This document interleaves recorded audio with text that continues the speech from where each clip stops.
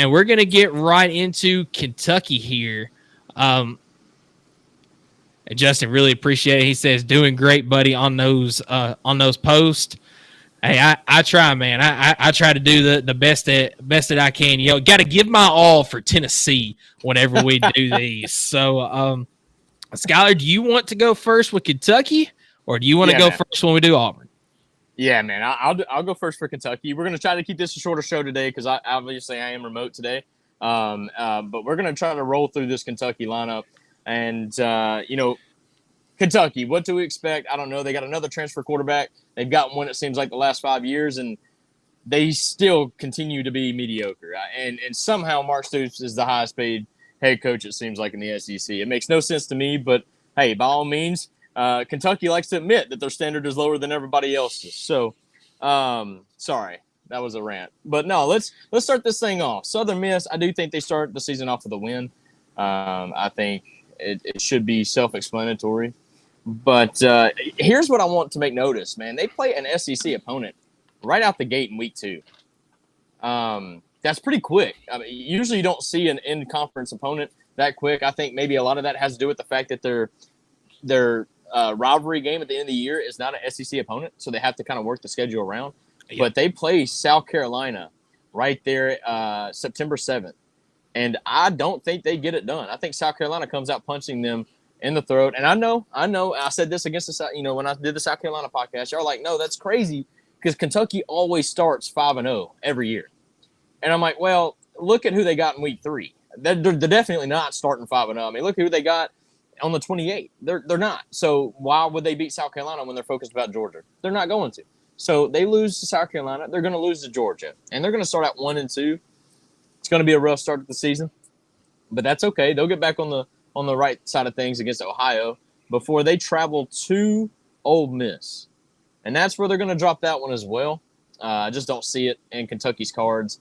I think Brock Vandagriff is going to have to do something extraordinary. I know he's got some wide receiver weapons there, but their offensive line was so bad, and they've been bad for the last 2 years. I don't know what is in the cards for Kentucky this year. But I do think they don't let 2 years ago cost them, when they lost to Vanderbilt. That's not going to happen this year. Yeah. Hey, before you move on, I do want to point out the Ohio podcast in the chat tonight. What's up? Eric, we appreciate you tuning in tonight. Just doing a little bit of Kentucky predictions. Already hit offensive line preview for this season. But we appreciate you tuning in, Eric. Appreciate you, Ohio podcast. But like I said, Vanderbilt, they don't lose to Vanderbilt. They will beat Vanderbilt. I don't think Vanderbilt's going to be good at all this year, but they go to Florida. Now, this one I went back and forth on because, man, they've kind of owned Florida the last 3 years. They've got a 3-game winning streak against them. So it's hard for me to pick against Kentucky until they lose. So that's exactly what I'm doing. They're going to beat Florida at Florida. I don't know how it's going to happen. I think it would have to be like a noon game or a 1 o'clock Eastern game. But I think Kentucky gets it done. I don't know how. I don't know why. There's no logic there. But maybe Brock Vandagriff figures it out, and then maybe Florida is just already throwing the season for how hard their schedule is, that they've kind of given up on Billy Napier. Maybe Billy Napier got fired. Who knows? But I think Kentucky gets the win at Florida. And then they welcome in Auburn. And I don't think they beat Auburn. I think Hugh Freeze has got a better team right now. We got to obviously see how their quarterback situation works out. But I do think they'll get it figured out before they get to Kentucky, and I think they'll beat Kentucky. That game, November 2nd, found out that my best bud growing up decided to get married on that date. There's like one major rule in all of like brohood and college football. That's to never get married on a fall Saturday, which you can get married on a fall Saturday if you literally have it 1 week sooner on the bye week. But nope, he does it on on November 2nd. So I will unfortunately. I'll tell a little bit of a story with my whenever I get to my Kentucky predictions. But go ahead with your 100%. I mean, it's not. We're gonna win the game. I want that to be known. Yeah. It's just I'm not gonna be able to enjoy it the way I'm gonna be enjoying my dude growing up in life and becoming a husband. I think that's gonna be cool for him. Don't get me wrong. I'm not hating on their marriage. It's just I'm gonna give him crap for it, and he knows that. So. But look, they go they get a bye week. Dude, that's what I'm saying. You don't get married on a fall Saturday. I'm glad other people understand this. Like, yeah, Justin's sitting here with the laughing face emojis too. So hey, they all understand. They know what it's about too. I mean, if he wasn't my best friend and he didn't ask me to be his best man, I'd literally consider not even going. But I would tell him that I'd catch him at the next one. But in this situation, I think it is only right for me to go and support them. I'm very, very proud of them. So, no, Murray State, let's get back to things. So, it's weird that they have a bye week. No, I'm sorry. Tennessee had a bye week before. I was wondering why the states were. But anyways, they get the bye week after Tennessee, which really doesn't play into Kentucky's favor whatsoever. I don't understand it whatsoever. But they go to Murray State. They do beat Murray State. But, again, I don't understand the bye week being right there. That's kind of unfortunate for Kentucky. But then, boom, you get slapped in the face with Texas Louisville. I do think they lose to Texas, of course. But I actually think they beat Louisville. I have no idea where Louisville's at this year. And for Kentucky's sake, in my prediction, they're going to be battling for a bowl game. And they're going to need that game really, really bad. So, overall, I've got Kentucky going 6-6. I think they're only going 3-5, I believe, or 2-6 in the SEC. I can't remember. Let me count it up real quick. Florida, Vanderbilt. Yeah, they're only going 2-6 in the SEC. Not a good year for Kentucky in my book, but that is my prediction. So what do you think the ceiling and the floor is for this Kentucky team this year? Yeah, that's a good one. I probably should have done that real quick. So I do think they pick up a win in South Carolina if we're doing ceiling. I do think they pick one up over Auburn if we're doing ceiling. But that's it. So I would say the ceiling is really 8-4. And then the floor, I would say they lose to Florida. And they lose to Louisville. So I'd say the floor is actually what? 4-8. Yeah, I think that's fair. 4-8 and 8-4 is the floor and ceiling for this Kentucky team. I just don't see a special season in the books for Kentucky. Yeah, I can't say that I disagree with you there. Because spoiler alert, I've got the same record, but a little bit different path to get there. So I've got 6-6 for Kentucky. Yeah. So we'll go ahead and clear the board here. Eric disagrees. Uh-oh. See what he says. 5-7 floor, 9-3 ceiling. Oh, okay. All right. I'll get through my predictions here, and then I'll see if I can figure out your argument on that. See if I can make a case for 5-7, 9-3. So, what do you, Eric? What do you think the prediction or what their actual record will be this year? So, I'm going to go ahead and get into mine. Whoops. Don't need. Oh, you just realized. Oh no! Just hide your eyes. I just got flashed, man. So, week one, I agree with you on Southern Miss. This is not Southern Miss baseball. This is Southern Miss football. We're gonna see Kentucky get a win there. Let's see. Eric says 7-5 for Kentucky this year.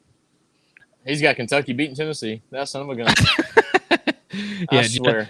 Justin says misclick on that. It definitely was. So I have to swap back and forth from the graphics to the chat. So sometimes it gets me on the misclick. You gotta watch where you point that thing. You know what I'm saying? Yeah, that's right. South Carolina week 2. I've got Kentucky winning this one. I think Kentucky's a step up on South Carolina this year, and they get the game at home. So I think they start off 2-0, but Georgia comes to town the next week, and I think it's going to be same old Georgia-Kentucky matchup. It's going to be a blowout. Georgia gets that win easily. And I didn't even mention this beforehand. I'm not a big believer in Brock Vandagriff this year because Kentucky has not shown that they can develop these big-name transfer quarterbacks to come in. I mean, you see Will Levis. Will Levis got to where he is because of him. I don't think he was developed worth a darn at Kentucky. Right. I think he was just naturally that good before he even got to Kentucky from Penn State. And then Kentucky, you see when he got to Kentucky, he never really progressed. He just kind of worked off of the talent that he already had. And that's what you don't want to see. And I will say, I think the reason he took a step back in his second year at Kentucky is he didn't have an offensive line that was worth a crap. So, Yeah. And then we saw last year, Devin Leary, he did not live up to the hype. So I've got to see it before I can believe it with Brock Vandegrift this year for Kentucky. The exact same way.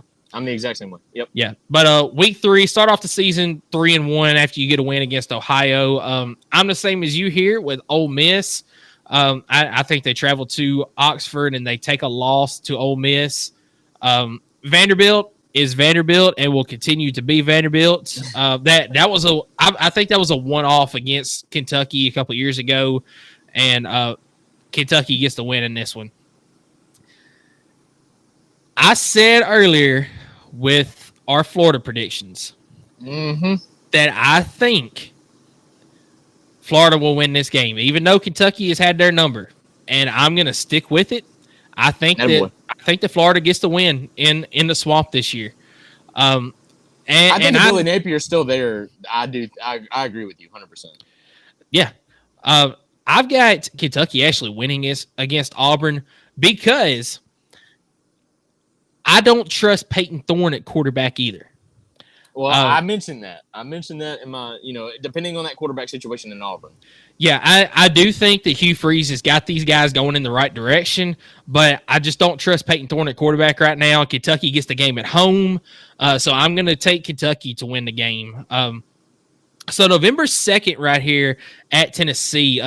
This is actually my anniversary, November the 2nd, but quick story. So you got married in fall too. That a boy. Wait up. I did have a fall wedding, but I was married on a Wednesday night. Attaboy. And you might say, well, why a Wednesday night? Well, for one thing, it's the middle of football season.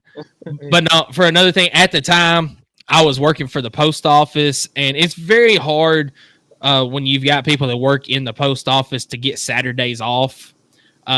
So to help counter that, we did it on Wednesday night so our family members could get off of work to come to that. But yeah, it just so happened to be the week of the Georgia game in 2022, which was like the biggest game of the year other than the Alabama game. But yes, it was a Wednesday night, so we did not get married on a Saturday. So if you're gonna do a fall wedding, make sure you don't do it on a Saturday or do it on the bye week.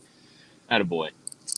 But I'm going to get a good anniversary gift here that day as Tennessee is going to get a big win over Kentucky. Then they're going to Kentucky's going to beat Murray State in that week or in the following week. They go bowl eligible with that win, which is going to be big because they're going to travel to Texas and take a loss. And then Jeff Brom and Louisville are going to come in and they're going to knock off Kentucky to kind of avenge that game from last year. They really knocked Louisville out of playoff contention because they took that loss, which I believe was their second loss on the season. And then, yes, they got beat by Florida State the next week. So that really knocked them out. But that was a game that Louisville had aspirations to get into the playoffs last year. You had to win that one. You had to beat Florida State for the ACC title game, and you were possibly in the playoffs. I think with the way some of the other stuff worked out, they might not have made it, but you had to give yourself a chance. You dropped that game. I think Louisville's going to come in looking for some revenge for this season. This is a very atypical Kentucky season. You start out 5-3, and you finish 6-6. Yeah. I mean, it's just a new team, same story type deal with Kentucky. Yeah. So Justin chimes in. He says, that's the way that you do it with the marriage in the fall thing. So Justin says 5-7 this year. I could see it. I can see it because I'm telling you, it's very easy. Auburn's going to be a big flip game, I think, and Florida really, honestly, in Louisville, right? I mean, is that not the 3 games that really can determine if they're going to go 8-4 or if they're going to go 5-7? That's a big 3 games right there. But let me say this, and I mentioned it already with the bye week being before Murray State not being in their favor. Look at where their other bye week is. We're talking before Vanderbilt. That's not helpful. That's not, you want that bye week before Ole Miss. You want that bye week before Auburn or Florida or Tennessee. They usually always get the bye week before Tennessee. So, the schedule's not helping Kentucky. At least they do get some folks at home. But wherever you get Georgia, it doesn't matter. I mean, so and then having to go into Neyland on November 2nd, that's not going to be friendly either. Yeah. So Justin says a win against Louisville or USC. Yeah. You're probably right there. So I think I'm with you as far as the floor. I think that 4-8 is the floor. Lose to South Carolina, lose to Auburn. So I think that's where your 4-8 comes in. I really don't see a loss to Vanderbilt in this situation here. So I do think 4-8. Ceiling, I think you can beat Florida. I think you can beat Louisville and get you to 8-4. Maybe Ole Miss, maybe, but I don't think so. I think I'm the same as you. I think 4-8 is the floor, 8-4 is the ceiling. It's got to be. I don't see a ninth win unless. And I think Eric was talking about beating Tennessee because he never commented back. So I don't know where the ninth win is. Yeah, and hey, I will say this too. Well, let's see who commented in here. Justin says if they go below 4-8, someone is definitely getting fired. I don't disagree with you. And Skylar, I think if they go below 6-6, somebody's getting. I mean, if they go 5-7 this year, I don't think that's a good look for Mark Stoops. Yeah, and I'm not going to say Mark Stoops would be the one getting fired, but I agree. Somebody somewhere on that coaching staff would probably get fired. Some sort of move is going to be made if you see that 5-7, 6-6 type line.